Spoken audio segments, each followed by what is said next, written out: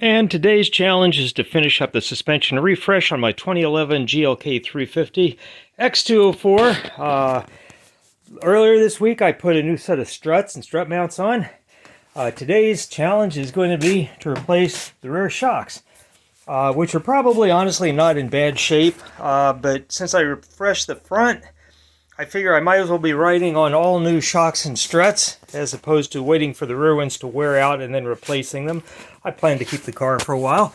Now these are, you can see the shock is more or less visible. However, the ends are a little bit obscured. The bottom is covered with a plastic shield, which is good. It keeps the rust off the hardware. The interior upper connections are what will give most people fits when doing this swap, because the upper shock mounts live in this area behind these panels. So now the common wisdom is to tear the entire back of the car out in order to get to the upper shock mounts. I'm going to see just how lazy I can be in doing this job and see how little I can disassemble. I actually believe it may be possible to reach this one without even taking a panel off. So we'll see how that goes. So first thing we got to do is to start clearing out the back of the car so I can get to that panel, which clearly will have to at least be loosened. Okay, I'm going to pull this panel out altogether, which is as simple as that, and move it out of the way someplace safe.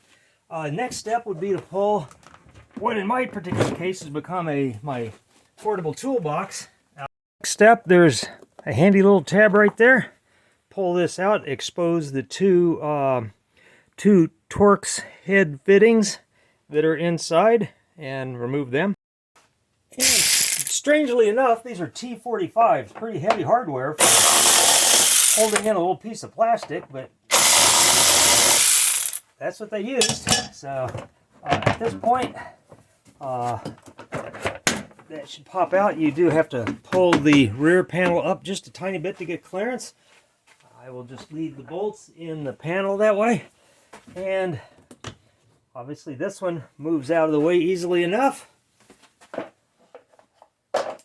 And another note is, I am moving this, I am not attempting to raise the car or anything, because the first portion of this, to get the upper mounts off, it actually will behoove you to leave the shocks in their original ride position, because that holds them in place so you can release the hardware on top without it wanting to be under any pressure or to drop out of the way.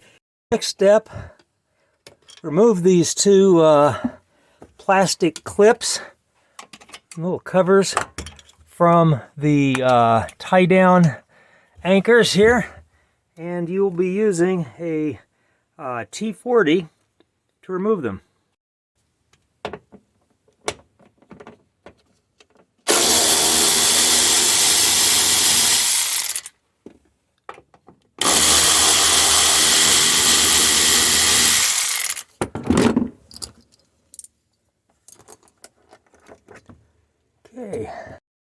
Okay, next I'm going to remove these two bolts to loosen up this panel, which is in the way of this coming out. Okay, we're making progress.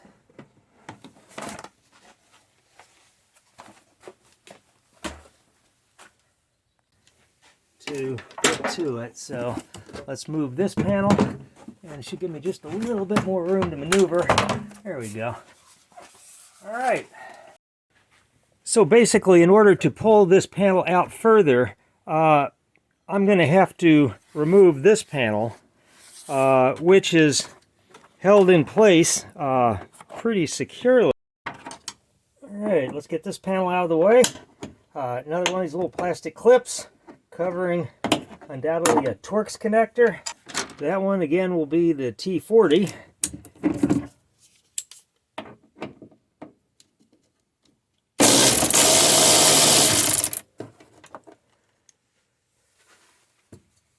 And at this point, this panel should be a little bit looser. I'll have to pull out this anchor up here as well, though.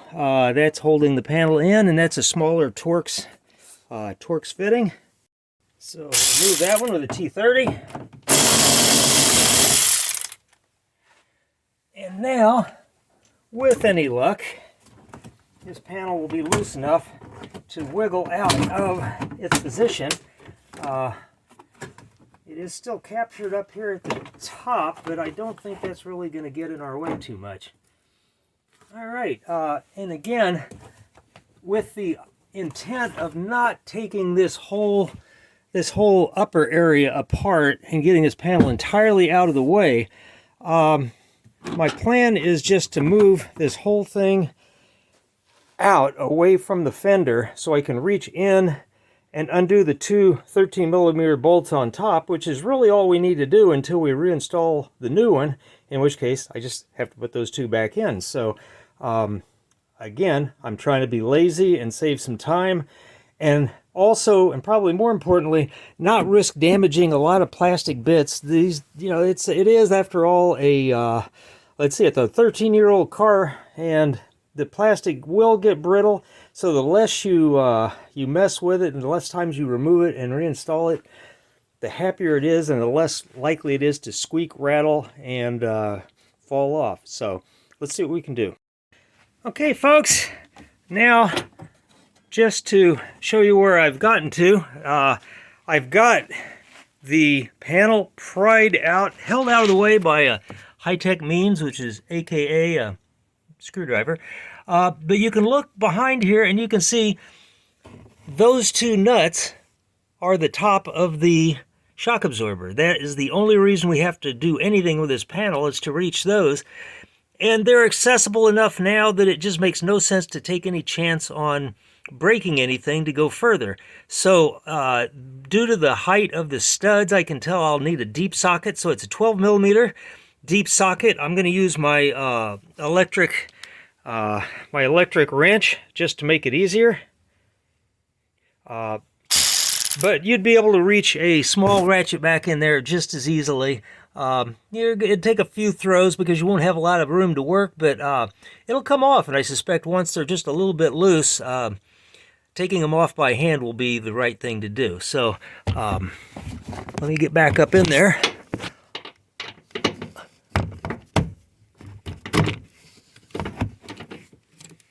All right.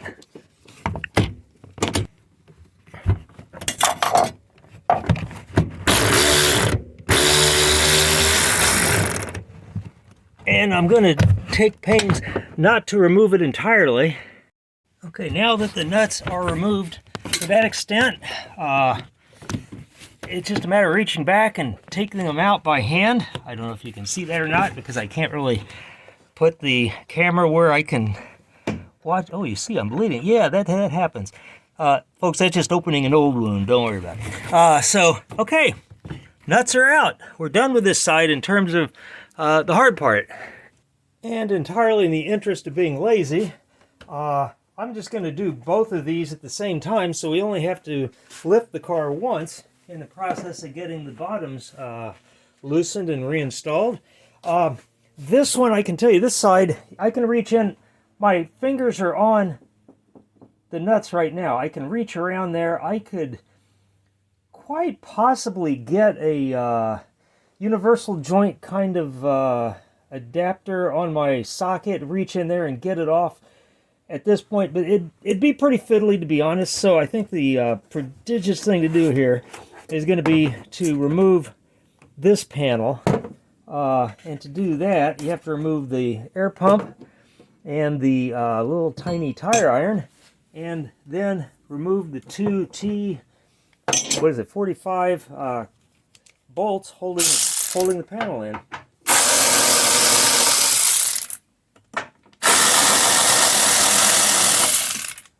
Okay, once those are out, with any luck, this whole panel will be coerced to come out. Or actually, may not have to come all the way out. If you can rotate it out of the way just a little bit, I think that's going to give us the room we need to get in. Again, folks, looking for the easiest way out. So that, I believe, will likely do it. All right. And rather than using a screwdriver, I'm using the Mercedes-Benz official Chunko wood tool, available at your local dealership for only $250, to hold that out of the way. And again, now the bolts are really quite accessible. I'll show you. Okay, there they are without any further ado. So just for grins, on this time, I'll just use a regular ratchet to break them loose. Though I won't be able to do it and hold the camera at the same time. Okay, the nut is just out of camera, but you can see where it's at. And now I got the regular ratchet on it, just a matter of turning it off. And then working on the next one, which is, again, a matter of placing it by feel and removing it. Okay, bring it up where I can get to it. Not quite enough. It's a jam nut, folks, so until those top few threads on the nut comes off the shaft, it's going to be too tight to take off by your hand. So you have to take it almost all the way off the shaft to remove it. So, all right, so now at this point, there are no nuts on either side, so we're actually ready to start on the bottom already. Not too bad, and the car's really fairly still assembled. Certainly a lot more than the service manual would have you believe.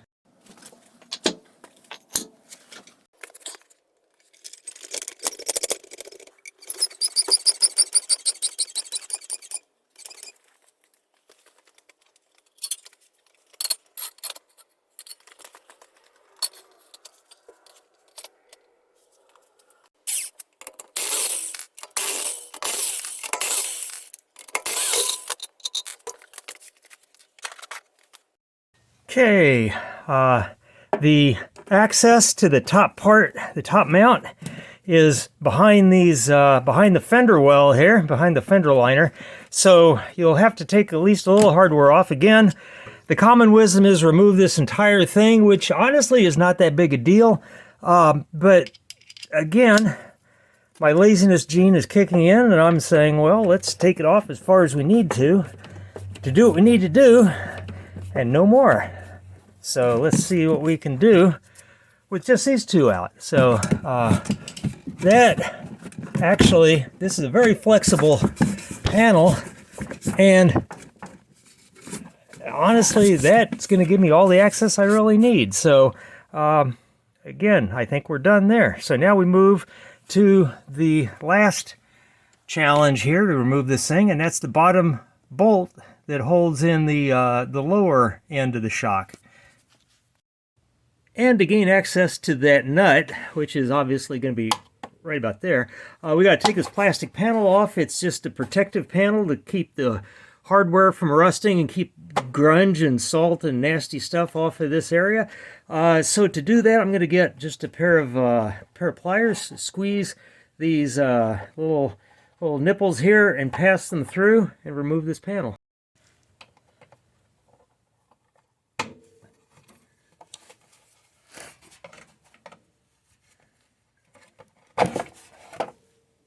Okay, and with the panel, with that protective panel out of the way, you can put a 16 millimeter wrench on the nut holding it. It should not be Gorilla tight at all. It could be rusted, of course. The other side, the bolt is it's an E14 external Torx kind of socket. So basically,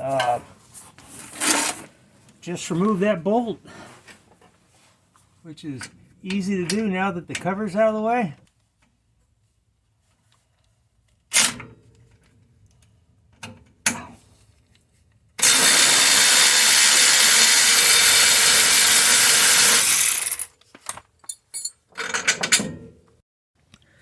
Okay, if your shock is well and truly shot, it'll come out really, really easy. If not, you're going to be doing a little bit of prying. It's a gas-filled shock, so there is a gas pressure pushing the bottom of the shock down. And if it's a healthy shock, it's going to be pushing pretty darn hard. So so it's just going to be a matter of working around. And the trick is, if you can continue to push up hard, it will continue to compress. But if you release the pressure, it will push itself right back down and you start over. So that was pretty much it. Yeah, a little bit more. There we go. And once you get it cleared around, once you get it cleared between the brake caliper, the brake line here, which you don't want to stress, and the swing arm, you can just drop it down out of the way. It's the top is loose. Pull the liner out a little bit, and it'll just drop right out. All right, now that you've got the old hardware out, it's time to bring out the new hardware and do a compare to make sure you're ready to put it all back together again. It's really nice when it lines up like it does this time. Looks like a good match. The mount looks the same. The shock is the same length. Has the same bushing at the bottom. Obviously, there's a couple parts I have to transfer over. The bump stop, which is I could replace, but there's really no reason to do that. That's just something I don't use a lot, obviously. If you are in the Dukes of Hazzard mode and you do a lot of jumping, get a new one. Otherwise, just replace it. Just take it off the old shock, put it on the new one, along with this plastic cover. So now the trick is to take the old mount off the shock, and you can see that's going to be a neat trick. Okay, and here's what might be the trickiest part for the average DIYer. And that would be to get this nut off of the shaft from the shock absorber from inside this mount. Now you can see the mount surrounds it very well, so it's very difficult to reach. And if you just spin the nut, the shaft is going to turn with it. That's a bad thing in terms of the shock if it's actually anchored down. You don't want to do that.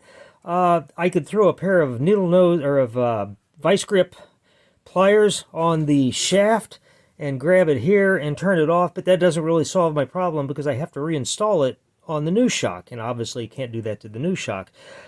So if you've got a good tool collection and you've got one of these cool things, and but you can see it's a open-ended socket. It uses a special fat socket that looks like this. It's also got flats on it. You can use it with a regular wrench or this special fat socket, and you can just simply put it down and turn it off. But if you don't have one of those, I'll show you a workaround. What I'm going to use is a 17mm regular short socket, and I'm going to find the fit, get it on, and then clamp down with a set of really stout vice grips, and then use my 5mm Allen here, and just kind of counterintuitively, you want to set the tool you're using to hold the shaft in place to the tighten mode, because you're trying to keep it from turning the other way.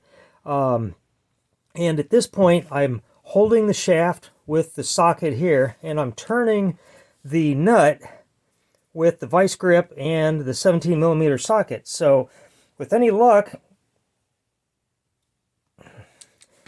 I obviously need to tighten it down a little bit. It will take some torque, and it's not going to be simple, folks. It's not going to be easy. So don't be afraid to explore the edge of your vice grip's ability here when you're doing this.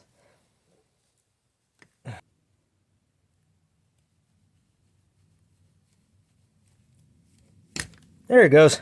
Broke loose. Had to hit it a couple times, but basically, once you get it to that point, it's just a matter of rinse and repeat. Just keep clamping it down, turning it, releasing it, clamping it down. You'll get to the point where you don't have to clamp it down all that tight, and you'll be able to remove it. The other thing is, Since this shock is no longer in the car and it's not locked down, you can actually just turn the center shaft and let the shock roll with it. Now again, that's not good for a shock if it's in the car, if it's anchored. This won't hurt a thing because the whole shock's spinning. So that will get it out quicker and easier. So once you get it out to the point where the nut's accessible, it's a piece of cake. And at that point, you can slide off the old bump stop and shield, and you can install it on the new shock, which is over here. Okay. Pretty much the same process, only backwards. Slide the bump stop and the cover. I'm reusing the bump stop because I suspect that this has never been bumped in its entire career, just how I roll. Put on the mount, and then get your new hardware to install the upper mount. Okay, I should mention that this is a special nut. It's just like the one that came off, pretty much. But this one has a blue nylon locking ring on the top. So whenever this is threaded down, you see it goes on really smooth and easy until you get to that blue nylon ring, in which case now it's going to take some force to drive it over to drive it down the threads, which is by design because it takes so much friction, it creates so much friction, it will keep it from backing off after you get it tight. So now it's just a matter of using the same method to reinstall it, although in this case I'm going to break down and use my actual tool just because I can. But you know exactly what it would look like to do it with the socket and the vice grip. So this just makes it quicker.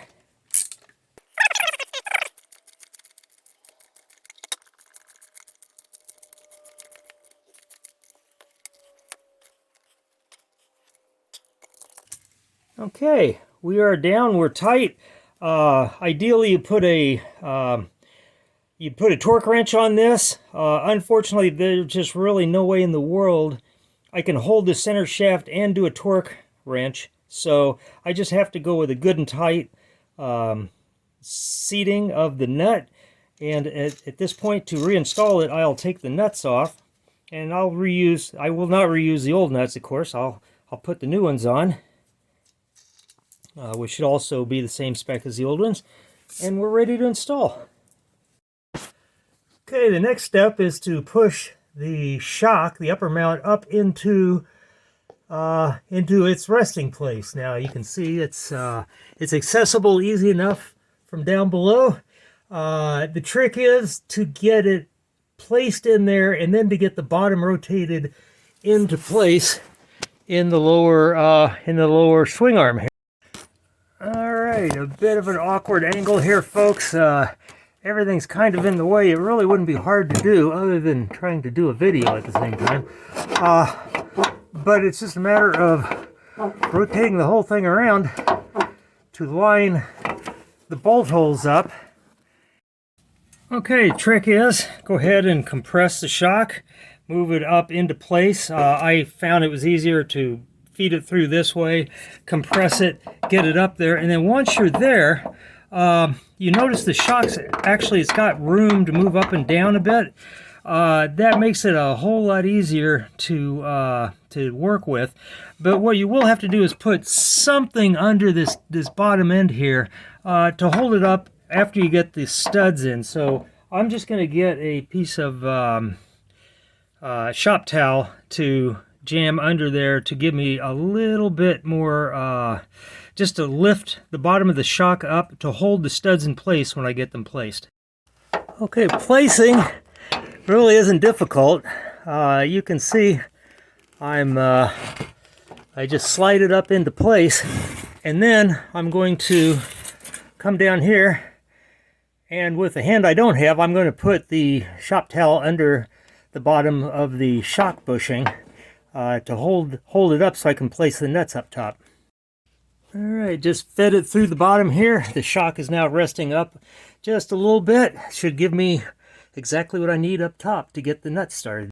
And you can see both of them are easily accessible, so I will get one started and reach around and get the other one started. Again, it's a kind of a blind process, although you can actually use your phone as a visual aid if that helps. And I can run them down until I get to the jam nut status, and then it's just a matter of putting them in. The rest of the way I'll tighten them down using my power ratchet.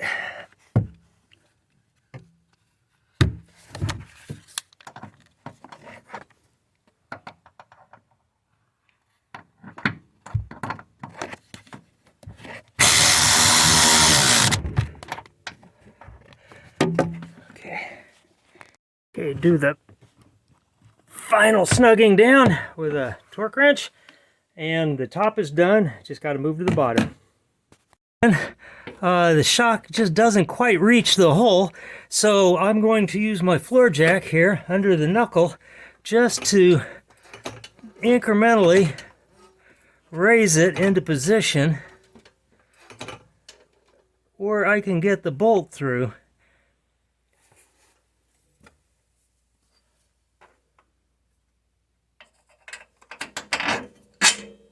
Okay, piece of cake. Add my nut.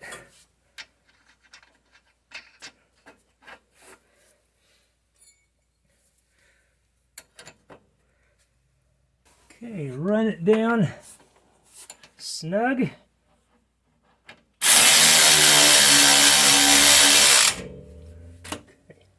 And once you're there, then it's just a matter of reapplying your torque wrench set to 40 foot-pounds.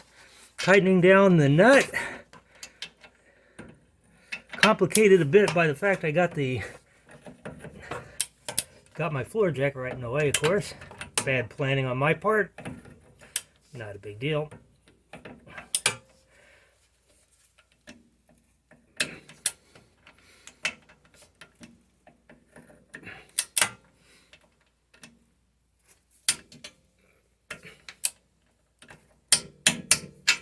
Okay, we're done there. Okay, need to remount the splash shield underneath.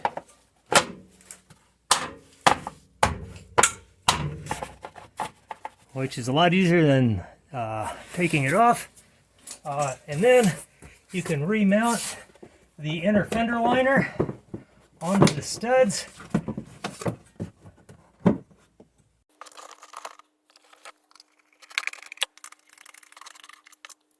Alright, and now that the shocks are bolted firmly into place, torqued down, it's just a matter of coming back to the train wreck that you left your back of your car in and starting to put it back together. I'll take out the Mercedes chunk of wood there and start sliding this stuff back into place.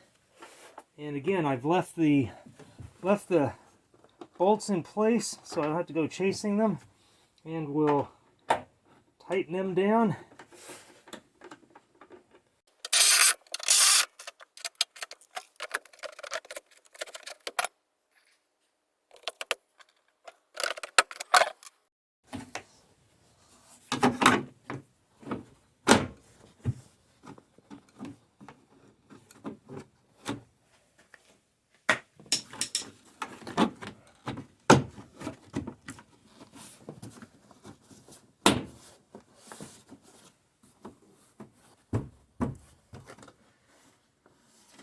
Okay, there's a locating tab on this, so make sure you get that lined up correctly and run the bolt down.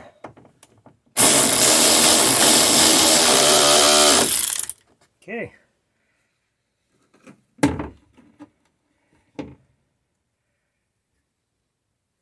And the bottom one similarly has a couple locating tabs.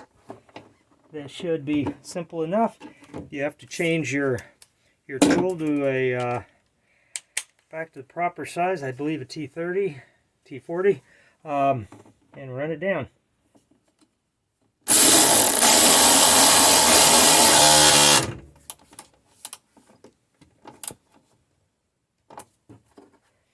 Okay.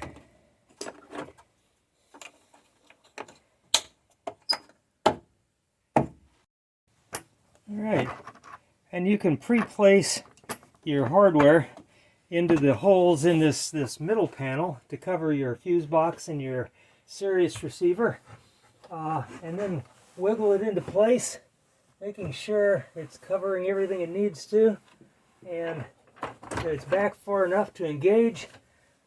You may have to feel around for it, but it should drop pretty much right into place.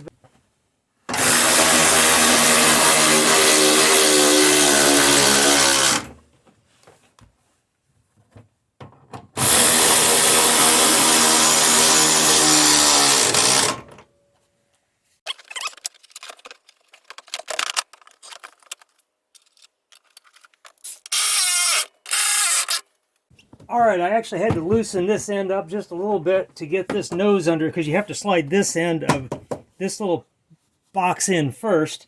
Not a big deal, so I just loosened this one up, so now I'll just reverse the process.